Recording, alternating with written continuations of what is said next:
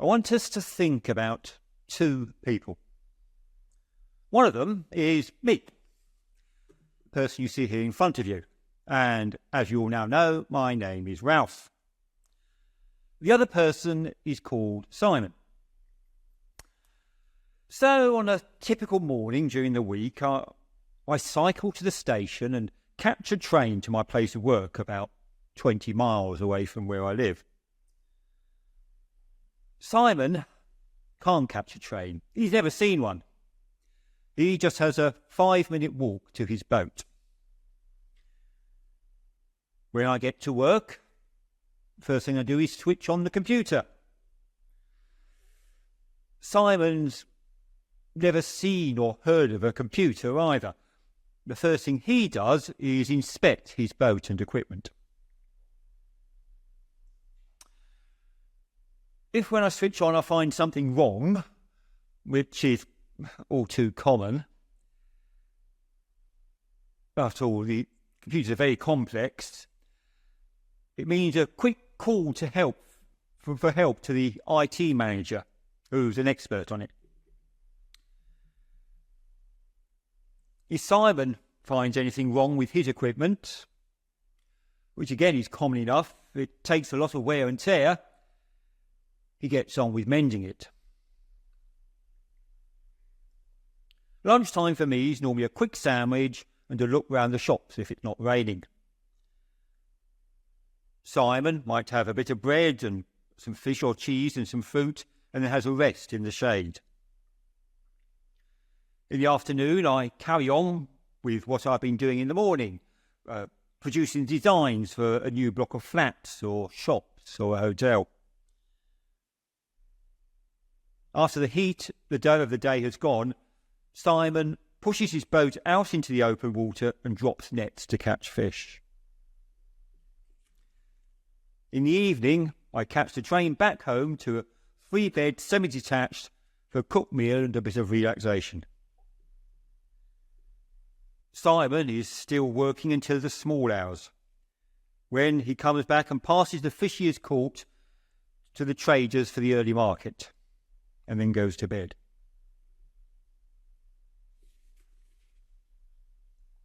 Two lives, totally different. A different time, 2,000 years apart. A different place, 2,000 miles away. A different language, different culture, different problems. You will, of course, have now realised that I am comparing my life with accounts in the Bible, the one we've just read about, Simon the fisherman. The Bible, the central basis for our faith.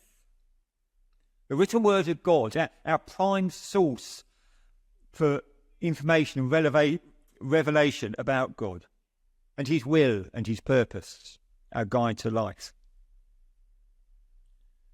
Yet I've heard it said, how can a book written in such different circumstances so long ago have any meaning to anybody today?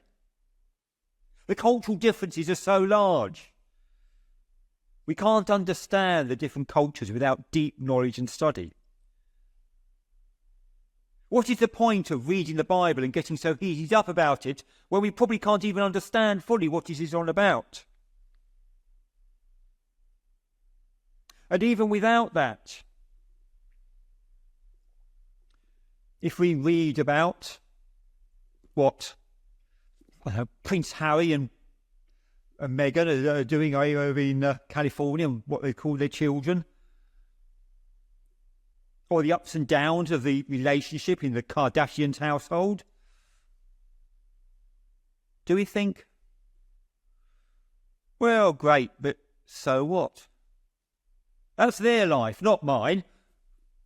Not my business. What's it got to do with me? So if we fear that about current royalty and celebrity, what about the Bible? David falls out with Nabal and marries Abigail. Queen Jezebel is thrown out of an upstairs window and her body is eaten by dogs. Yes, an interesting story. But so what? What's it got to do with me? And for a lot of the stuff, history, that was written at that time, 2,000 or 3,000 years ago, the answer to the question would be, not a lot. Of some historical interest, yes, if you're interested in that sort of thing. But being God's book makes the Bible different. God's hand has been working in the writing of the Bible so it can be part of his message, his revelation to all mankind who follow after. Human culture and technology may have changed beyond recognition. God hasn't changed. He's timeless.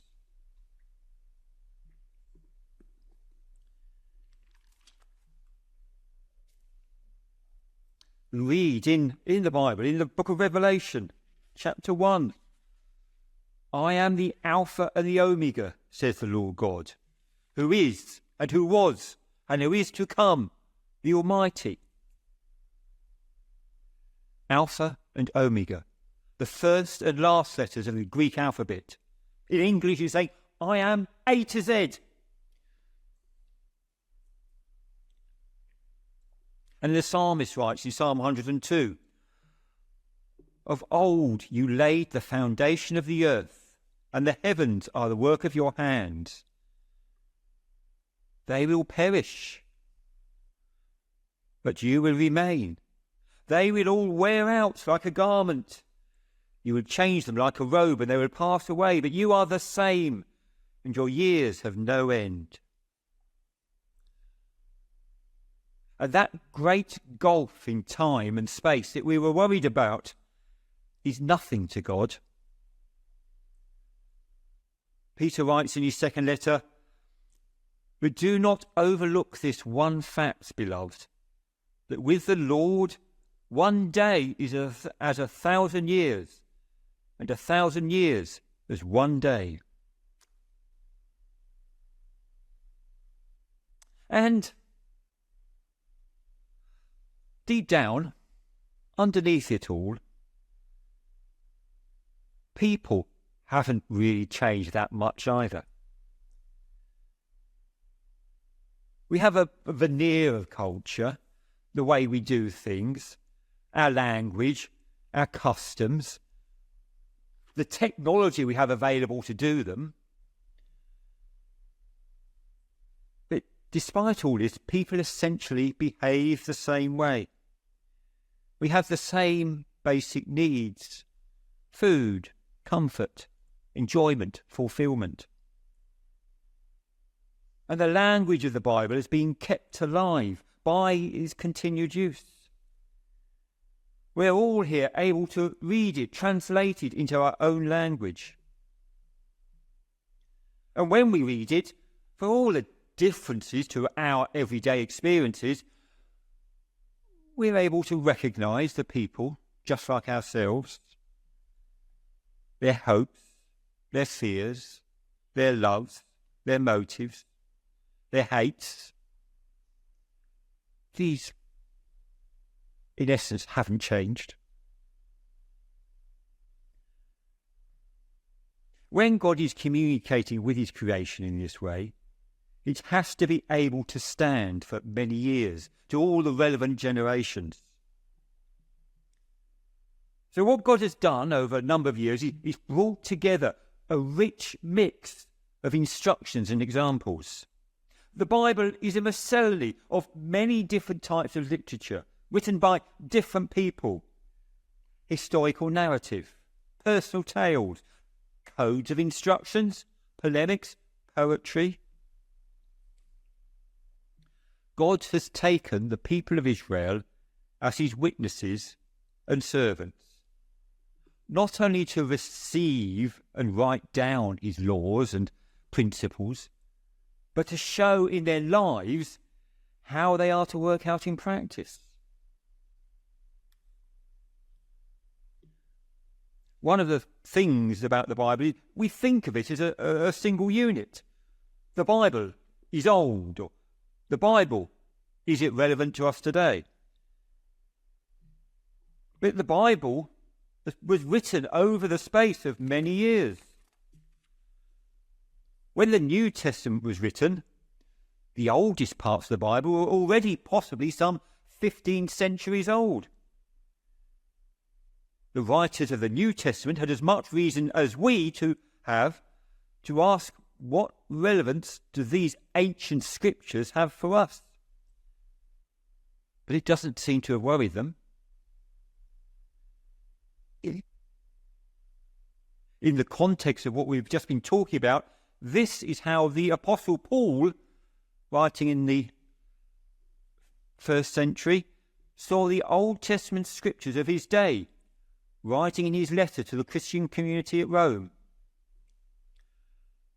For whatever was written in former days was written for our instruction, that through endurance and through the encouragement of the scriptures we might have hope. So what God has had written down is just not a random collection that is being preserved by chance, but things that can teach us something, a message for all time. But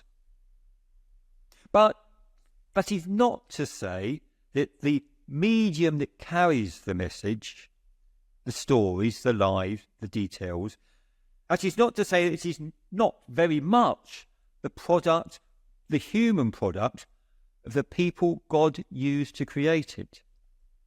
And consequently, it does reflect the time and culture in which it was written. In the same way that the Bible was written in the language of the time, and if we are to understand it, we have to learn their language or have it translated into our own, for which we are fortunate has happened many times. So we do have to understand and take into account the context of any particular passage in the Bible we are looking at it. We can't apply it mindlessly. We do have to think about it.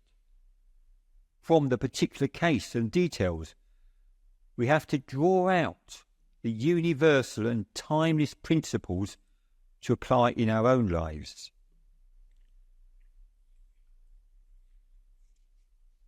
In the New Testament, Jesus himself shows us this.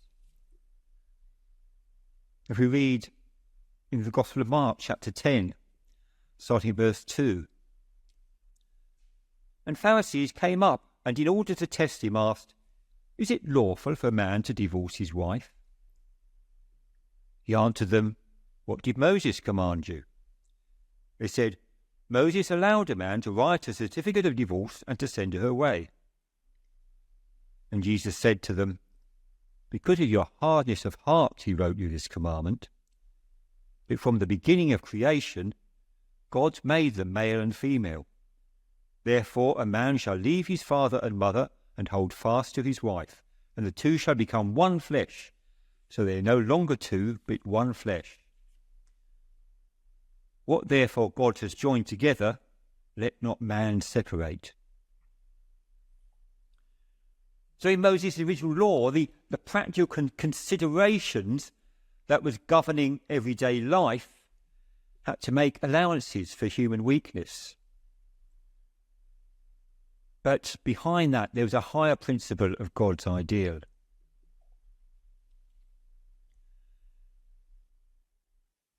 And again, when Jesus was talking about the Sabbath, and this is reading from Mark chapter 2, "One Sabbath he was going through the grain fields, and as they made their way, his disciples began to pluck heads of grain. And the Pharisees were saying to him, 'Look, why are you doing what is not lawful on the Sabbath?' And he said to them, 'Have you never read what David did when he was in need and was hungry? He and those who were with him how he entered the house of God in the time of Abiathar the high priest, and ate the bread of the presence, which is not lawful for any but the priest to eat, and also gave it to those who were with him. And he said to them, the Sabbath was made for man, not man for the Sabbath. Again, looking for the principle. Now, because the Bible is God's book and widely recognised as God's book, it has been well studied. The language and cultures, or languages and cultures in which it was written,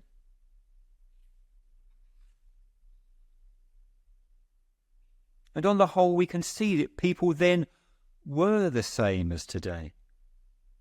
Differences in the details of their lives, but the same needs, hopes and fears. The more you study and understand the culture of the times, the more you may be able to understand their particular circumstances, perhaps gaining a little extra particular insight into why something was written as it was.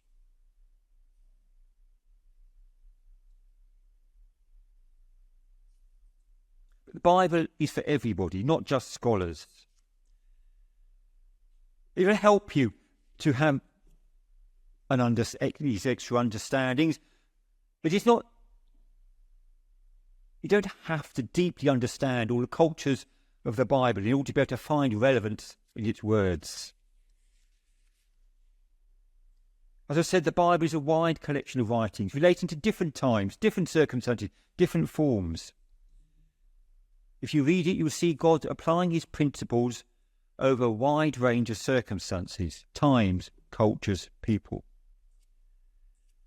The more familiar you are with the Bible from beginning to end, the more it infuses your thoughts and understanding.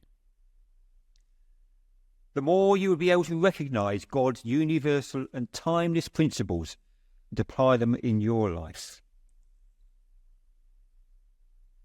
It's an ongoing process.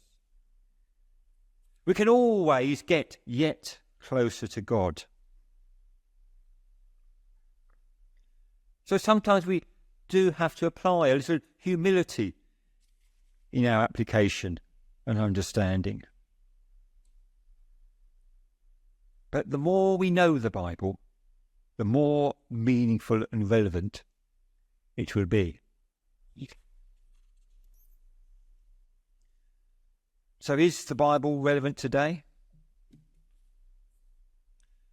Well, I haven't got today's newspaper. I've got yesterday's.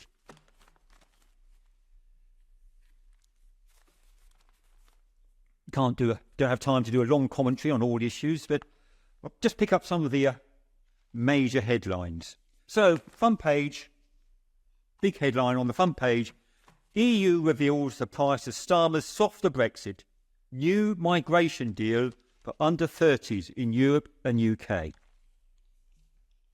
Big issue at the moment, isn't it? Migration. The Old Testament's full of so many examples of migration, it's hard to know which to choose. Israel were migrants in Egypt. Just pick a verse out of Genesis chapter 47, verses 4 to 6. And that's Jacob's family at the moment, who were the people of Israel at that time, and they said to Pharaoh, "We have come to dwell in the land, because your servants have no pasture for their flocks. For the famine is severe in the land of Canaan. Now, therefore, please let your servants dwell in the land of Goshen." Then Pharaoh spoke to Joseph, saying, "Your father and your brothers have come to you. The land of Egypt is before you. Have your father and brothers dwell in the best of the land. Let them dwell in the land of Goshen. And if you know any competent men among them, then make them chief herdsmen over my livestock." Good. So they were welcomed in. But that welcome didn't always actually last. Moving on a few years, beginning of Exodus, Now there arose a new king over Egypt who did not know Joseph, and he said to his people, Look, the people of the children of Israel are more mighty than we. Come, let us deal shrewdly with them, lest they multiply, and it happen in the event of war that they also join our enemies and fight against us, and so go up out of the land. Therefore they set taskmasters over them to afflict them with their burdens, and they built for Pharaoh supply cities, Pithom and Ramses. Just one example, as there's many examples. But then we can also pick out, I suppose, some general principles. There's in the law of Moses, this is in Exodus 22. For Israel, once they were in their land, you shall neither mistreat a stranger nor oppress him, for you were strangers in the land of Egypt.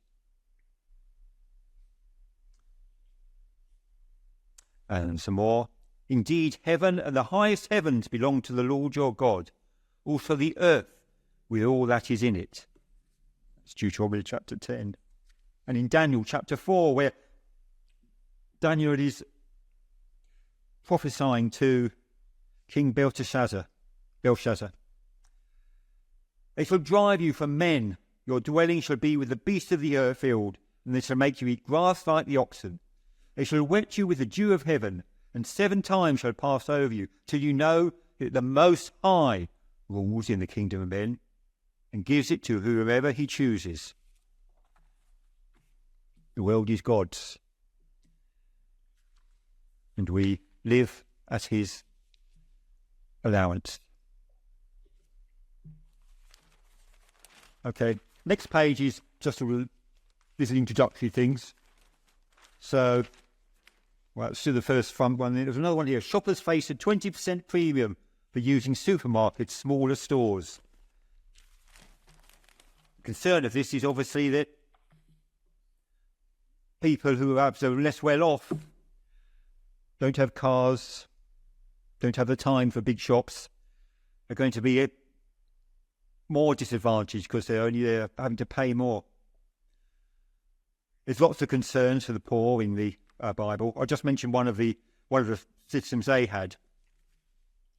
When you reap the harvest of your land, you shall not wholly reap the corners of your field, nor shall you gather the gleanings of your harvest.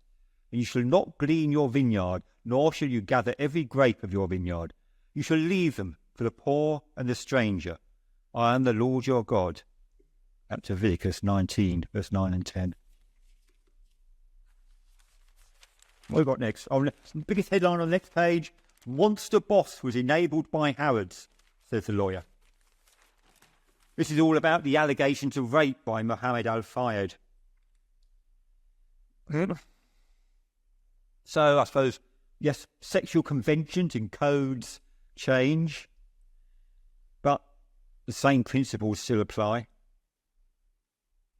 Even in Bible times, you've got sexual harassment from bosses. Not always by the men either. In Genesis, we get this. We learn about Joseph. Joseph has been sold into slavery in Egypt, but he's working for an Egyptian general and has actually been promoted to a high position in the household. Thus he, that's the general, left all that he had in Joseph's hand, and he did not know what he had except for the bread which he ate. Now Joseph was handsome in form and appearance, and it came to pass after these things that his master's wife cast longing eyes on Joseph, and she said, Lie with me. But he refused, and said to his master's wife, Look, my master does not know what is with me in the house, and he has committed all that he has to my hand. There is no one greater in this house than I, nor has he kept back anything from me. But you, because you are his wife, how then can I do this great wickedness and sin against good? So he stood up to his mistress's advances, but he paid the price for that. She didn't take kindly to this rejection. Before he knew it, he found himself thrown into prison. Oh, there was King David. Then it happened one evening that David arose from his bed and walked on the roof of the king's house. And from the roof he saw a woman bathing, and the woman was very beautiful to behold. So David sent and inquired about the woman, and someone said, "Is this not Bathsheba, the daughter of Eliam, the wife of Uriah the Hittite?" Then David sent messengers and took her, and she came to him, and he lay with her, for she was cleansed from her impurity. And she returned to her house. Then the woman conceived. So she sent and told David and said, "I am with child." She's already married to somebody else, to one of his generals. David tried to hush it up, and in his desperation to do so, he acted really despicably. But the truth came out, and the scandal blighted his life. Biggest headline on the next page: Israel strike on Beirut, kills elite Hezbollah commander, IDF says. I don't think you need me to tell you the Bible has a lot to say about Israel. I started by talking about the gap in time and distance between ourselves and the Bible. The crisis in the Middle East and its long history provides a direct connection across that gap and a pointer to the future. Difficult to say anything on the subject without being accused of bias by one side or the other, or very often both. Difficult to say anything without upsetting anybody. There's much I could say on the subject, but I restrict myself to one verse. It seems very pertinent. "Behold, I will make Jerusalem a cup of drunkenness to all the surrounding peoples, when they lay siege against Judah and Jerusalem. And it shall happen in that day that I will make Jerusalem a very heavy stone for all peoples. All who would heave it away will surely be cut in pieces, though all nations of the earth are gathered against it." And the repercussions of what happens in that area do seem to fill all the world's procedures. Well, I won't carry on through the whole of the paper. I mean, I think it's a story about Keir Starmer's wardrobe, and got plenty to say about bribery in the Bible too. But newspapers are full of bad news, and the Bible has some pretty unpleasant stories because it reflects real life. But it also has good news too. Good news for all of us about where this is all going, where we are yet to go in the future, and what we have to look forward to. So do take a look. And if the Bible was a right on the minute, right up to date, a book for today, it wouldn't be a day for tomorrow or yesterday, as it is a book for all time.